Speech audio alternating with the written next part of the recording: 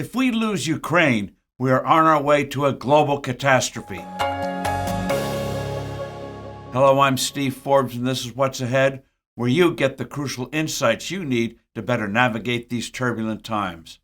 The fact that Congress and the White House is waiting to the last minute, and ominously perhaps not even then, to reach agreement on aid to Ukraine is frightening testimony to how dangerously feckless the U.S. has become. President Biden could have cut a deal weeks ago with Republicans on a package of help for Israel and Ukraine, combined with a few sensible measures to begin to get control of our open borders, a disaster which, among other awful things, guarantees some very bad people getting into the country undetected. Republicans are hardly blameless for the heightening global dangers. A growing faction within the party is reverting to the isolationism of the 1930s that ignored the rise of Hitler and Imperial Japan. Here's why so much depends on Ukraine.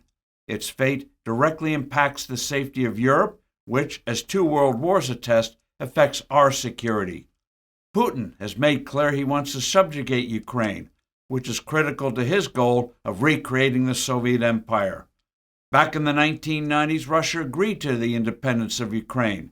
It is a democracy.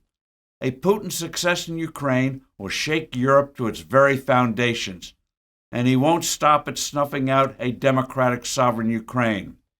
The country borders Poland, the key central nation in Central Europe and a NATO member. It had once been a Soviet satellite, independent in name only. Poland knows it's next on Putin's menu, which is why it has been so stalwart in providing help to Kyiv and sheltering hundreds of thousands of Ukrainian refugees. Putin also wants to conquer the Baltic countries of Lithuania, Latvia, and Estonia, which were seized by Moscow in 1939 and achieved independence in the early 1990s. They're also NATO members. Putin's goal is a Europe that will kowtow to the wishes of Moscow, which means destroying NATO. The U.S. betraying Ukraine tells Europe that for the first time since World War II, we're no longer a reliable partner for their security. It also tells China and the Iranian Ayatollahs that indeed we're a declining power. It tells the rest of the world, including Taiwan, the same thing. You can't rely on the U.S. anymore. These entities will make their own arrangements, kowtowing to Beijing, and in the case of South Korea and Japan, becoming nuclear powers with all the potential risks for a future catastrophe that entails. China will be more aggressive in asserting control of the South China Sea, a critic international waterway. Critics of Ukraine aid carp that this is another endless war. It isn't.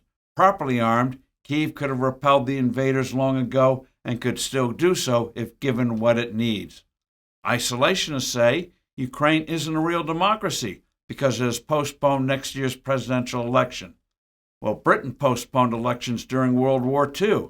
Did that mean it wasn't a democracy? Betraying Ukraine is ultimately betraying ourselves and the free world. I'm Steve Forbes. Thanks for listening. Do send in your comments and suggestions.